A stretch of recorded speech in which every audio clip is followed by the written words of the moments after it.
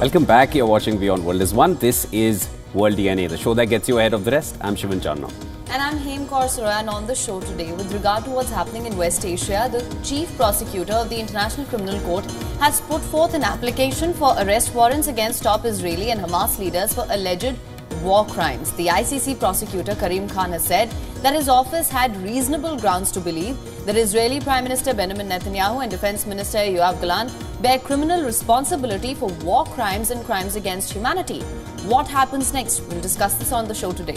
Also on World DNA, after the news of the death of Iranian president in a chopper crash in East Azerbaijan province on Sunday, Iran is all set to hold elections to elect the next president. And that will happen on the 28th of June. Reactions and condolences continue to pour in after the president and foreign minister of Iran were killed in the chopper crash. We will bring you all that has transpired since right here on World DNA. Let's get you started with the headlines.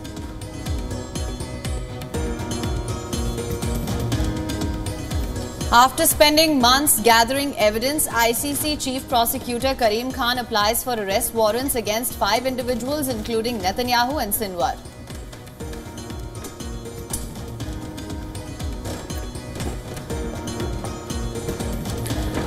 Netanyahu says ICC prosecutors' move absurd. Comparison to Hamas is shameful.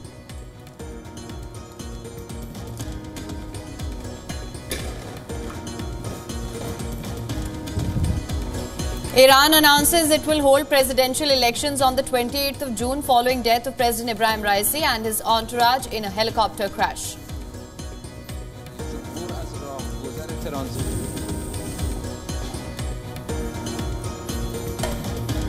Prosecutors in former President Donald Trump's trial rest their case after chaotic fourth day of testimony by Michael Cohen.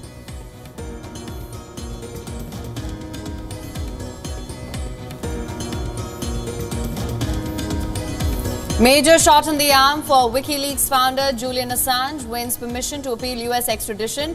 Verdict met outside court by eruption of cheering and singing.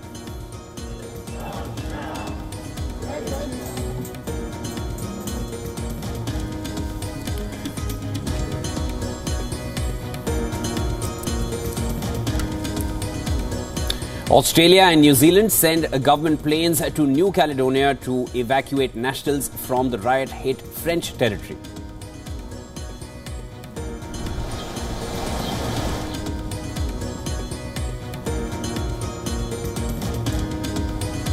Hundreds of students walk out of Yale University's graduation ceremony as part of pro-Palestine protests at the university's commencement ceremony.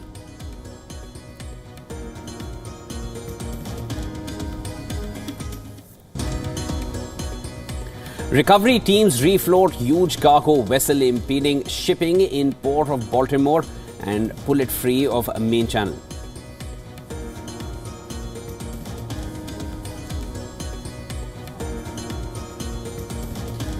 Rafael Nadal receives a warm welcome upon his return to Roland Garros. The record 14-time champion practiced on the court amid doubt over his participation due to fitness and form.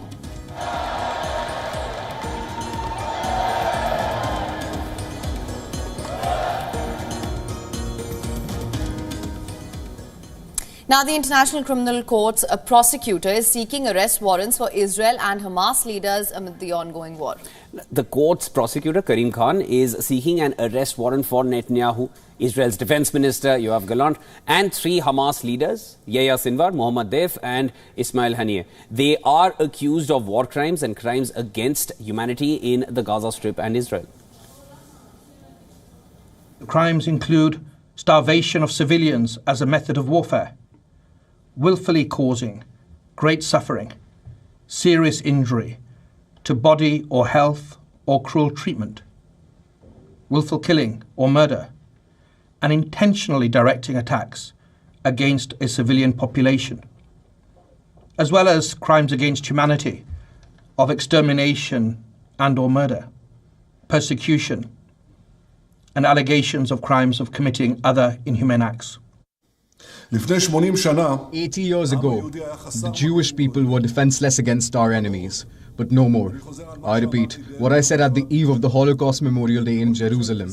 As Prime Minister of Israel, I pledge that no pressure and no decision in any international forum will prevent us from striking those who seek to destroy us. We will bring down Hamas's evil rule and will achieve total victory.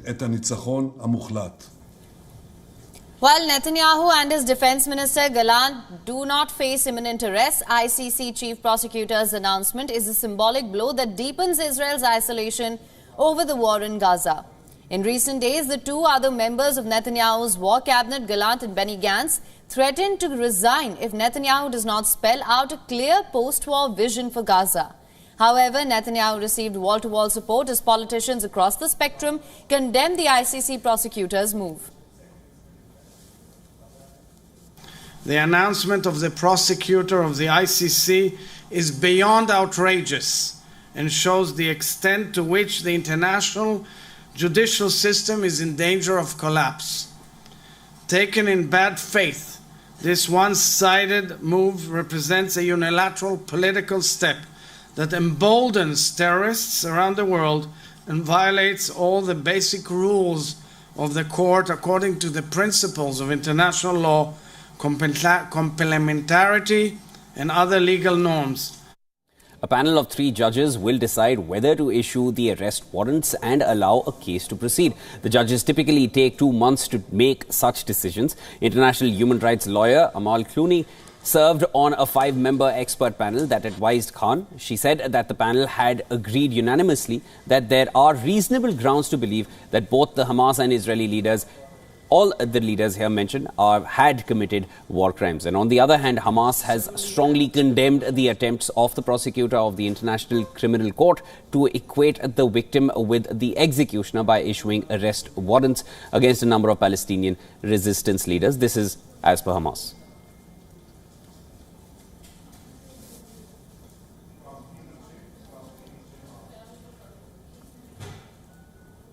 Now, while Israeli politicians have sharply rebuked the International Criminal Court's request for arrest warrants for its top officials, world leaders' reactions are split. Here are some of the reactions from some of the world leaders. US President Joe Biden strongly defended, saying Israeli forces are not committing genocide in their military campaign against Hamas militants in Gaza. Let me be clear. We reject the ICC's application for arrest warrants against Israeli leaders. Whatever these warrants may imply, there is no equivalence between Israel and Hamas. And it's clear Israel wants to do all it can to ensure civilian protection. But let me be clear. Contrary to allegations against Israel made by the International Court of Justice, what's happening is not genocide. We reject that. We will always stand with Israel and the threats against its security. The Democratic and Republican leaders of the U.S. Senate condemned the move, with Majority Leader Chuck Schumer labeling it shameful. Today, the most noxious attempt at moral equivalence comes from unelected international bureaucrats brandishing a contrived and perverted authority. In the same breath, the self-aggrandizing prosecutor of the International Criminal Court applied for arrest warrants for both Hamas chief terrorists and Israel's duly elected prime minister. It's a damning development, but not for the supposed subjects of the application. The ICC has succeeded only in discrediting itself even further as a rogue kangaroo court utterly untethered to morality or justice. I would like to begin with a statement about the ICC prosecutor's announcement from earlier this morning. The ICC prosecutor's decision seeking arrest warrants for Israeli leaders alongside Hamas terrorists is not only profoundly unfair, but it is reprehensible.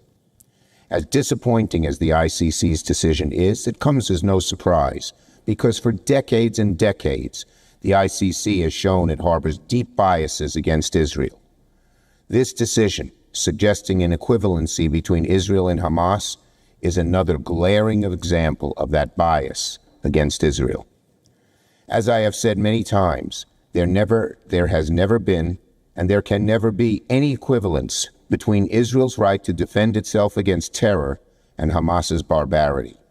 The ICC's decision seeking warrants against Israeli leaders is not only shameful, but also fails to follow protocol and process in a country where it has zero jurisdiction. I fiercely oppose the ICC's decision, and I will work with President Biden and members on all sides to keep support for Israel strong and unwavering. The United Kingdom Prime Minister's spokesperson said that the ICC's decision is not helpful in relation to reaching a pause in the fighting, getting hostages or getting humanitarian aid in. Thank you, Mr. Speaker. Meanwhile, Belgian Foreign Minister said that any crime committed in Gaza must be prosecuted at the highest level. She wrote on social media that it was an important step in the investigation of the situation in Palestine. Germany said that the prosecutor of the International Criminal Court's application for arrest warrants created a false impression of equivalence. Germany is among the countries to have called on Israel to improve access for humanitarian aid to the Gaza Strip. South Africa, which led international efforts to brand Israel's assault on Gaza a genocide, welcomed a request to issue international arrest warrants against both Israeli and Hamas leaders. President Cyril Ramaphosa hailed International Criminal Court prosecutor Karim Khan's request to the International Criminal Court.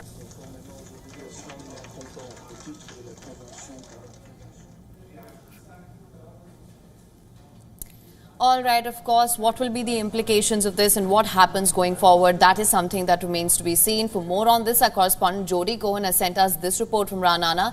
Listen to this. An Israeli official has said that Jerusalem was shocked when notification of the ICC's chief prosecutor's decision came through, calling it a baseless blood libel. Remember, some prominent military experts have said that Israel has taken more steps to protect civilians than any army in military history. And while the UN quotes the average combatant to civilian casualty ratio in war as 1 to 9, the ratio in this war is said to be 1 to 1. Foreign Minister Katz said the decision was intended to prevent Israel from exercising its right to self-defense. War Cabinet Minister Benny Gantz has called Khan's decision moral bankruptcy, and head of the opposition Yair Lapid has suggested that comparing Prime Minister Netanyahu and Defence Minister Gallant to Hamas is unforgivable. This is Jody Cohen for WION World as One. As Iranians mourn the death of the country's President Ebrahim Raisi and Foreign Minister, state media reported that country will hold presidential elections to replace Raisi on the 28th of June. Iran's Supreme Leader Ayatollah Ali Khamenei has declared 5 days of mourning and said that the country's Vice President Mohammad Mokhber will assume interim presidential duties.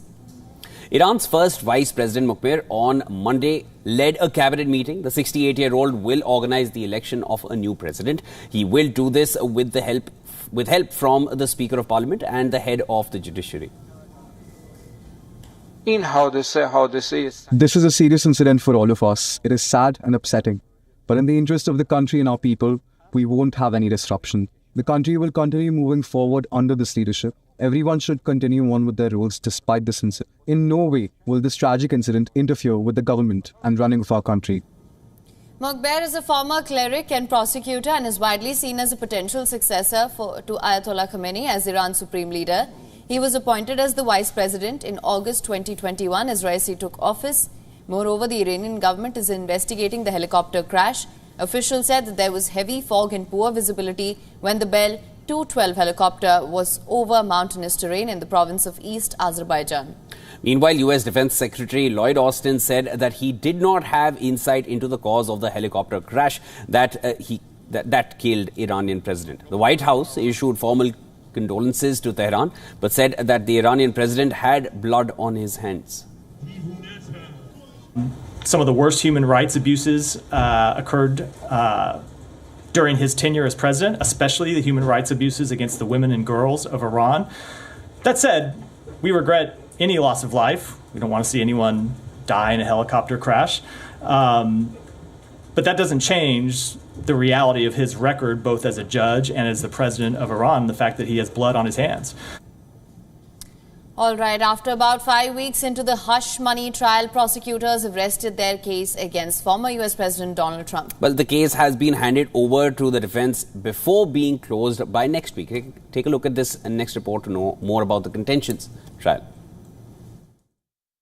Prosecutors in the first ever criminal trial of a former U.S. president rested their case on Monday after defense attorneys finished an intense cross-examination of the state's star witness, Donald Trump's one-time personal lawyer, Michael Cohen. Cohen admitted to stealing money from Trump's company, pocketing funds owed to a tech firm unconnected to Trump's trial. The admission by Cohen could chip away at his credibility with jurors. Cohen described the act as a form of self-help, claiming he did it because he was upset about his annual bonus being cut, despite his fronting $130,000 of his own money to buy the silence of porn star Stormy Daniels, who alleged to have a 2006 sexual encounter with Trump. Trump is charged with falsifying business records to cover up the payment ahead of the 2016 election. He has pleaded not guilty and denies ever having sex with her.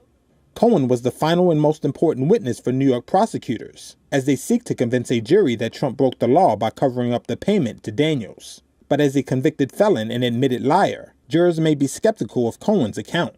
Prosecutors have tried to shore up his testimony with documentary evidence, while Trump's lawyers have tried to undermine Cohen's credibility through his cross-examination. Meanwhile, it is still unclear whether Trump himself will take the witness stand. It's always risky to testify in a criminal case as a defendant. Nima Rahmani is a former federal prosecutor and president of West Coast Trial Lawyers. Trump has testified twice before. First in the Jean Carroll defamation case, the second case, and of course in the New York civil fraud case. And both times it cost him dearly. In a case like this, when it really comes down to the defendant's credibility, whether the affair happened and whether the payments were actually for legal expenses as opposed to reimbursement for hush money, all eyes will be on Donald Trump, not just in the courtroom, but across America. Trump's attorneys called their first witness after Cohen finished. At the outset of Monday's session, the judge said he expected the prosecution and the defense to wrap up their presentations this week and make their closing arguments next week, followed by jury deliberations. Now, reports of a 6-year-long investigation into UK's blood scandal are out, and the results are horrifying. Now, details from the probe reveal that authorities knowingly exposing victims to unacceptable risks and tried to cover it up. The wrongdoing then led to the death of 3,000 people in the UK. The report accuses the UK government and National Health Services, NHS, for letting patients catch HIV and hepatitis. The scandal dates back to the 1970s and 1980s, when thousands of people needed blood transfusions for diseases like haemophilia. At the time, the NHS used a NEE treatment called Factor 8, which was imported from the United States. But here's the catch. Among a pool of donors, the plasma was also collected from high-risk donors such as prisoners and drug addicts, infecting the patients with hepatitis and HIV, a disease unknown at the time. Now, as per the report, the number of people infected is over 30,000. At least 3,000 have since died. More deaths can follow in case of detrimental impact on a long-term basis. The report reveals the UK authorities ignored a series of warnings against importing the blood transfusions. Tragically, the infections happened because those in authority, doctors, the blood services and successive governments, did not put patient safety first. They lost sight of what was known about the risks of viral infections from blood. Doctor knows best was such a strong belief that health departments did not issue guidance to curb the unsafe use of blood and blood products. Decision-making on measures that could make blood and blood products safer was put off, then dragged out unnecessarily, and failed to reach clear and decisive conclusions. The report accuses that there had been a lack of openness, inquiry, accountability and elements of downright deception, including destroying documents. Patients were not informed about the risks of their treatment. The lack of information meant that people were not aware of how likely they were to be exposed to infections. Reports suggest school children, some as young as 2 years old, were subjected to medical trials using infected blood products. A public inquiry was announced by the government under then Prime Minister Theresa May in 2017. The government had already paid £100,000 of interim compensation to some victims, and this is a fraction of an estimated cost of around £400 million as per recommendations from the inquiry in 2022. However, those who have been affected are still calling for justice, compensation and answers over how it was allowed to happen despite warnings over the risks. Responding to the report findings, UK Prime Minister Rishi Sunak has apologised for the infected blood scandal, describing as a day of shame for the British state.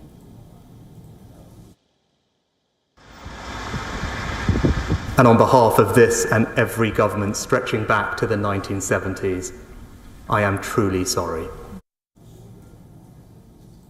In a crucial victory, WikiLeaks founder Julian Assange has won the appeal over his possible extradition to the United States on charges of espionage. And this comes after the London High Court allowed Assange to appeal against his extradition. Our next report gets you more. Take a look. Crowds of supporters cheered as WikiLeaks founder Julian Assange on Monday won the right to appeal against extradition to the United States. That's after arguing at London's High Court that he might not be able to rely on his US First Amendment right to free speech in a US court. In March, the court had granted Assange provisional permission to appeal on grounds that he might be discriminated against as a foreign national. It invited the US to submit assurances. At the hearing, US prosecutors told the court Assange could, quote, seek to rely upon the First Amendment protections granted to US citizens. But two judges ruled Assange's arguments deserved a full appeal. It is unlikely to be held for months.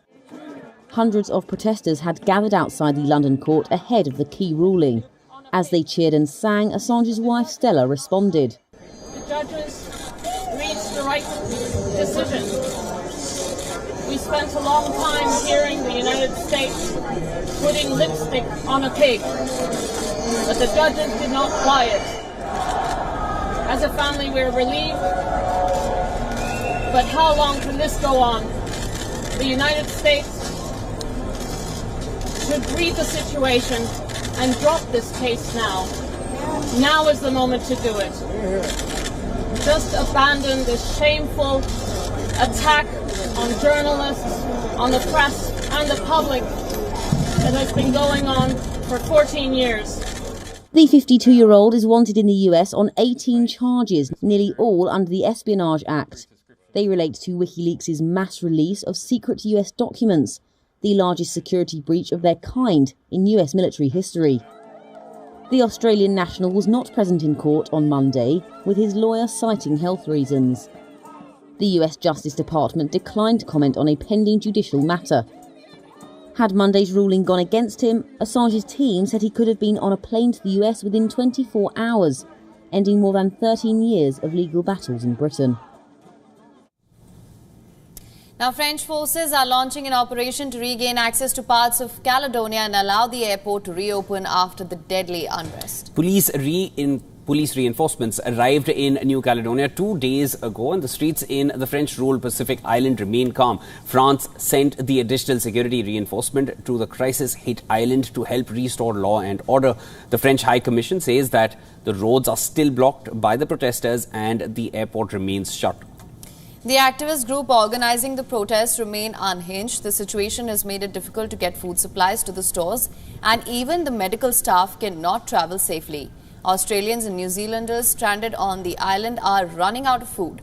Their governments announced that 2 flights would leave to bring them home. French Prime Minister Gabriel Attal says that the island is still a way off a return to normal.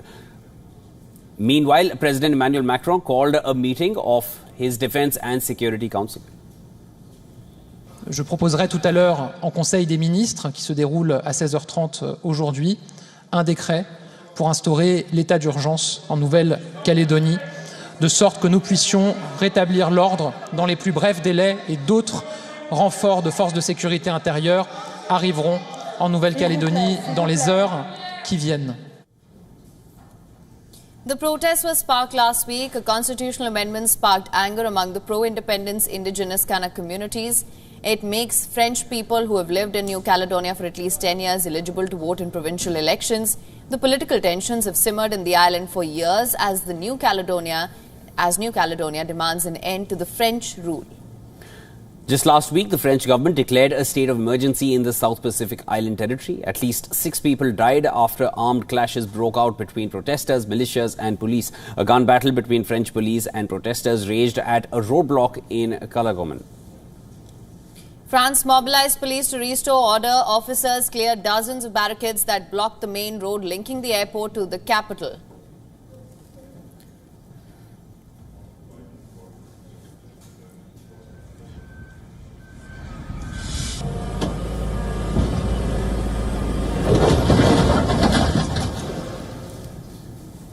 And with that, as always, time now for a short break. Don't go anywhere. This is World DNA. Of course, lots more on the other side when we come back. India is set to participate in the meeting of the Shanghai Cooperation Organization, the SCO, in Kazakhstan today. Economic Relations Secretary Ravi will represent New Delhi at the foreign ministers convene. We'll get you the full story.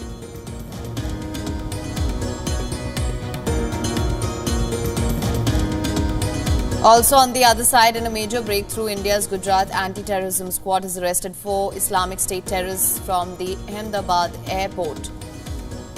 We'll get you all the details of this on the other side.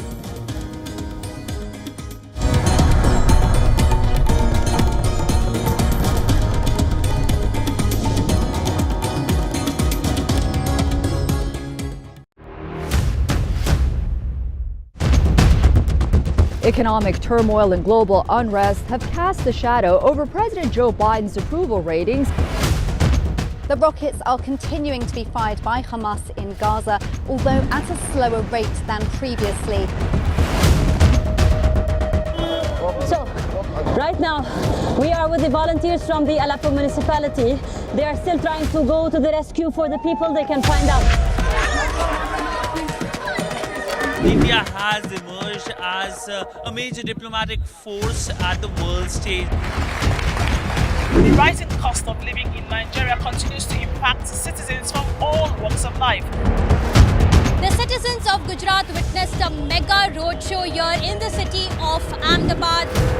China is South Africa's largest trading partner for 134 years straight.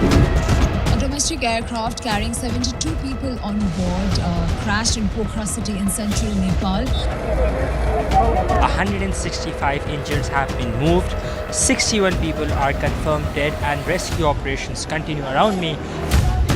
After receiving an entire season's rainfall in a span of 48 hours, Chennai city has literally been brought to its knees. For WION, World is One.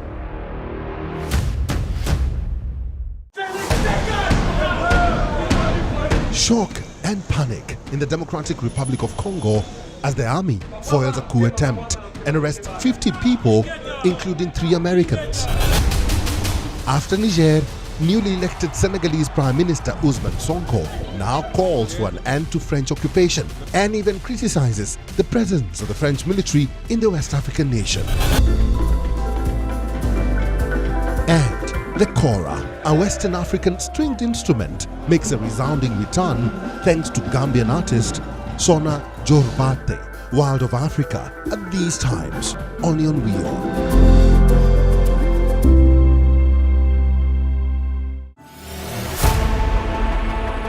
Know more, understand better, think ahead. Hello and a very warm welcome. You are watching Gravitas with me, Molly Gambhir.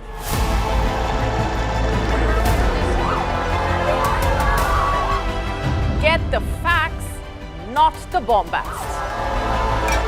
On the 26th of March, dynamic pricing, Baloch separatists, Gravitas cuts out the clutter. Gravitas keeps calm when others scream. Gravitas brings news to life.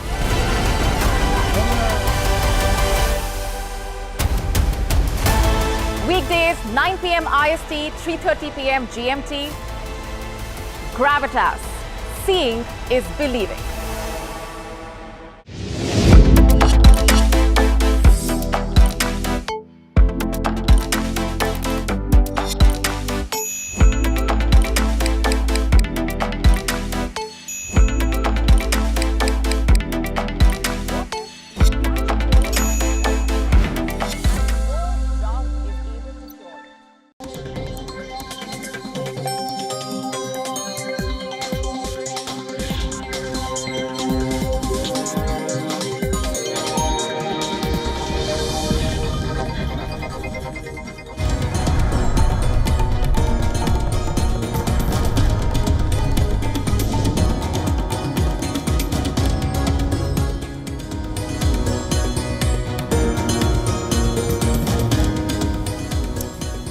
Welcome back to World DNA. Thank you so much for staying with us. Here's what we've lined up for you on this side of the show.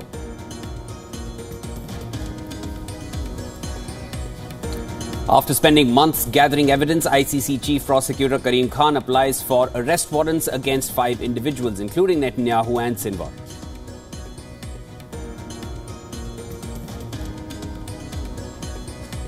Netanyahu says ICC prosecutors' move is absurd, comparison to Hamas shameful.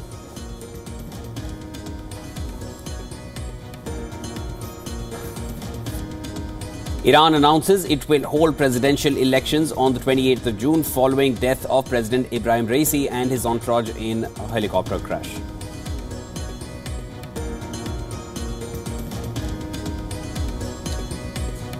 Prosecutors in former President Donald Trump's trial rest their case after chaotic 4th day of testimony by Michael Cohen.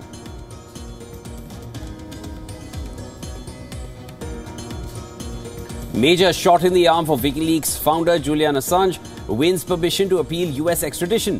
Verdict met outside court by eruption of cheering and singing.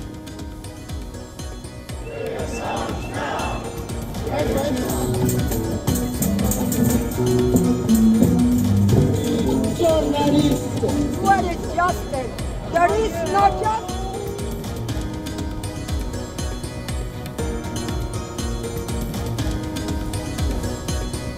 Australia and New Zealand send government planes to New Caledonia to evacuate nationals from the riot-hit French territory.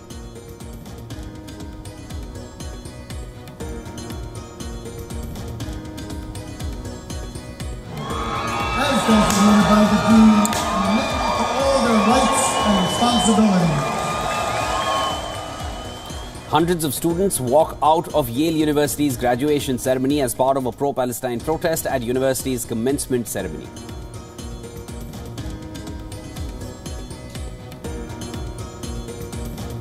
Recovery teams refloat huge cargo vessel impeding shipping in port of Baltimore and pull it free off the main channel.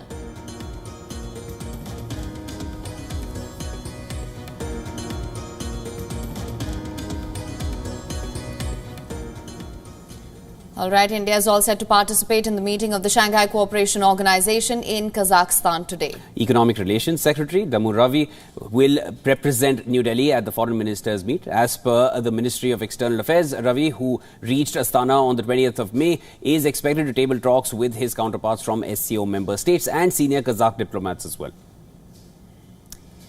Now, this meet will focus on the upcoming summit of SCO heads of states and review the ongoing cooperation in the SCO. It will also look at bolstering regional and global development with special emphasis on political, trade, economic, cultural and humanitarian cooperation.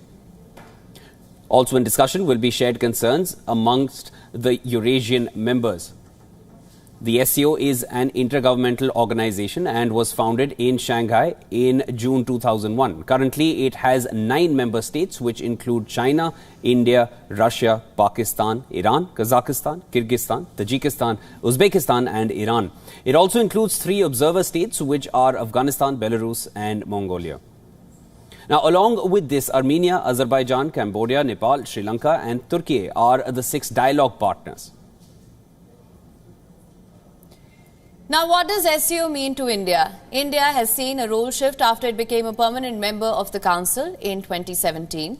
Through SCO, New Delhi has increased engagement with Central Asian states on matters of counterterrorism, regional connectivity, regional security and economic cooperation.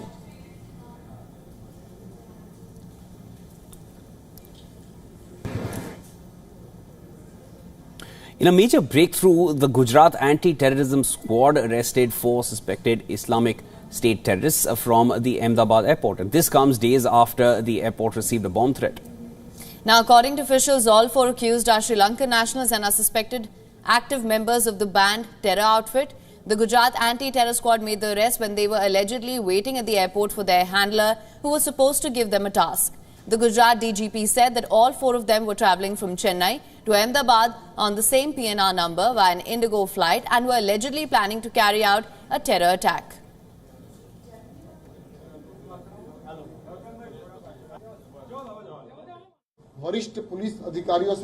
Since February 2024, these 4 people had been in touch with a person named Abu, who resides in Pakistan and is an ISIS leader. They were in touch with him through social media.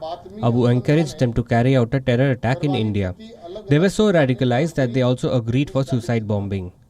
Pakistani resident Abu also gave them 4 lakh rupees in Sri Lankan currency. 2 mobile phones have also been recovered from them, which have photographs and videos proving their active membership with ISIS. Mobile phones had a picture of the Nana Chiloda area near Ahmedabad, which showed the place where ammunitions were hidden to carry out the terror attack. Pakistan-made ammunition has been recovered from the location.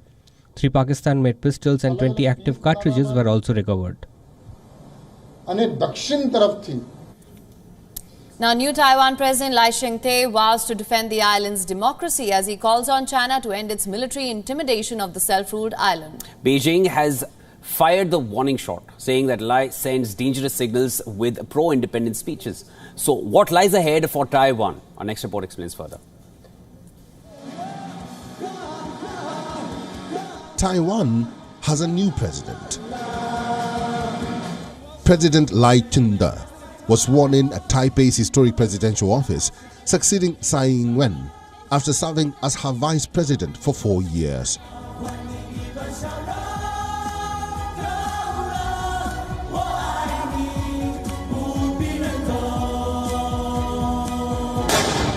Echoing his predecessor in his inauguration speech, Lai Ching-te asked China to stop its military and political threats, asserting that peace is the only choice for Beijing. I want to call on China to stop threatening Taiwan politically and militarily, take on global responsibility of maintaining peace and stability to ensure the world is free from the fear of war. The new president's plea to Beijing to replace confrontation with dialogue was met with a fierce response. Beijing accused the new Taiwanese president of sending dangerous signals. Taiwan independence is a dead end. No matter under what guise or what banner, pursuing Taiwan independence and secession is doomed to fail. Beijing regards Taiwan as a breakaway province and says it will be brought under mainland control by force if necessary. China has ramped up military incursions around Taiwan's waters and airspace since his election win in January. Taiwan residents agreed with the strong stance of the new president. The majority in Taiwan still think that we are not subordinate to each other. It is good that we can express that opinion openly. However, the underlying worry about whether China will do something scary is still there, not knowing when they will feel offended again.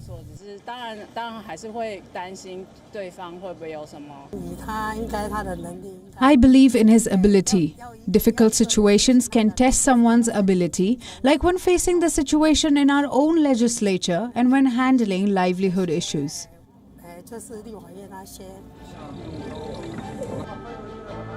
With the war of words escalating between Beijing and Taipei, Taiwan's allies are watching closely too, to see if his rhetoric is likely to aggravate tensions further.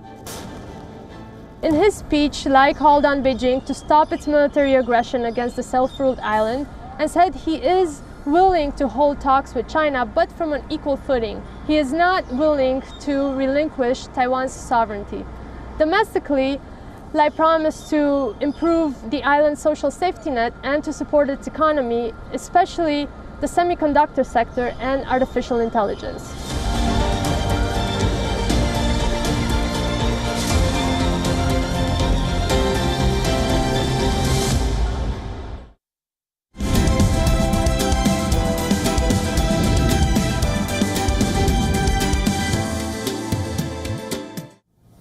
Alright, we now shift focus to China's new housing rescue plan. Beijing took steps to shore up its property market, which has hampered its growth momentum.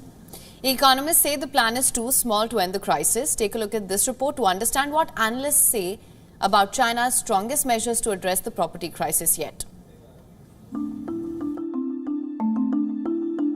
China announced historic steps on Friday to stabilize its property sector. Apart from lowering mortgage rates, the central bank is set to facilitate $138 billion in extra funding and easing mortgage rules. Local governments are set to buy some unsold apartments. The latest housing initiative is aimed at vacant properties, a major pain point in a crisis that's dragged on for almost 3 years. But analysts say the package of measures is still too small to end the rout. The decline in sales of new homes accelerated in recent months. Households increasingly have preferred to buy in the secondary market. That's pushed up the stock of unsold homes and empty land to the highest level in years.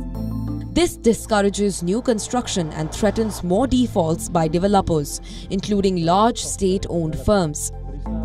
The support package features a 300 billion yuan or $42 billion facility from the central bank to fund loans for state companies charged with buying unsold housing stock. Economists expressed concerns about the limited size of the measure relative to the stock of unsold housing. They also highlighted the risk that it won't be fully implemented. A previous lending program for commercial banks aimed at rental housing projects saw a low level of take-up, with just 2% of the funds having been utilized. The new initiative has already been trialled in 8 cities and worked best in areas with population inflows, a condition not met by all metropolises. A program encouraging local governments to buy unused land from developers also faces challenges. Many regions are fiscally strained, and officials warned that such efforts should not increase local government debt risks. Economists say the new policies may stimulate property sales for a couple of months, but they added it will not be sufficient to reverse the tide. Bureau Report, WION World is One. Now, Europe's population is shrinking, with 1 in 5 people currently over 65. Well, this demographic shift has caused concern, but for the funeral industry, it's a growing market. Companies are capitalizing on limited burial space and a rise in cremations, which are growing at 5 to 7% annually. This trend is expected to continue as the baby boomer generation ages. Unlike North America, Europe has limited space for cemeteries. This is driving the popularity of cremation, which is also fueled by easing religious restrictions. FUNCAP, a French company backed by billions in investment, is acquiring funeral homes and crematoriums across Europe. They're even buying the leading manufacturer of cremation equipment. This consolidation trend is likely to continue as family-owned funeral homes struggle to compete. The funeral business thrives on predictable cash flow. But there's a more controversial source of income: metal scraps left from cremations, and these can contain gold teeth or joint replacements as well. While some crematoriums donate the proceeds from selling this scrap metal, regulations vary. FUNCAP says they reinvest profits in the best interest of the corporation, while others argue crematoriums shouldn't profit from human remains.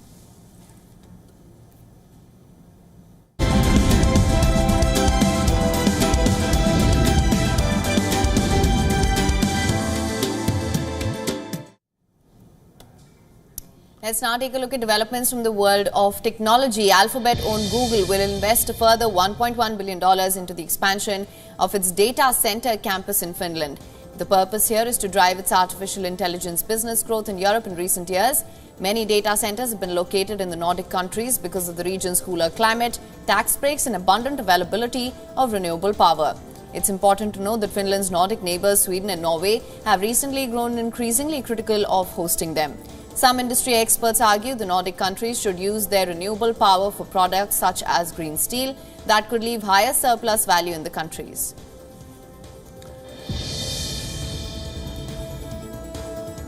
Elon Musk's startup Neuralink is all set to implant its brain chip in a second patient. According to reports, the US Food and Drug Administration has allowed Neuralink to implant its chip after the company offered to fix problems that occurred in the first patient. Reports further suggest that the company intends to fix the problem by embedding some of the device wires deeper into the brain. Recently, Neuralink announced that the company had encountered a setback with its brain implant technology. The company revealed that its device had started detaching from the patient's brain.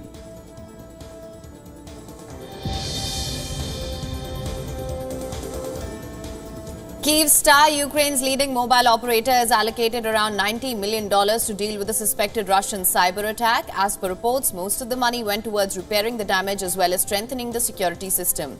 The amount is also being used to fund a loyalty program. Kyivstar suffered a setback. A cyber attack last year in December. The company described the attack as the biggest cyber attack on telecom infrastructure in the world. Kyiv's then cyber spy chief had said that he was confident that the attack was carried out by Sandworm, a Russian military intelligence cyber warfare unit. Russia has neither accepted nor denied this allegation.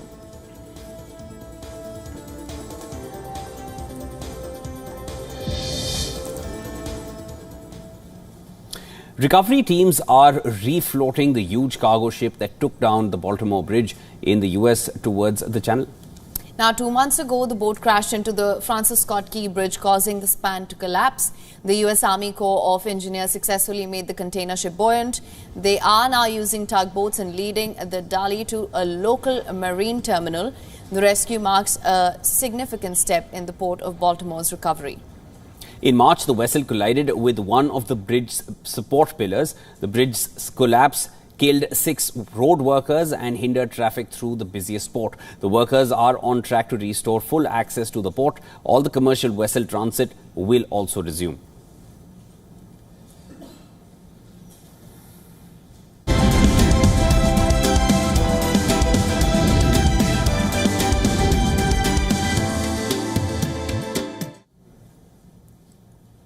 Let's now take a look at what's making news in the world of sport. Rafael Nadal was back at Roland Garros for the first time since winning the title in 2022.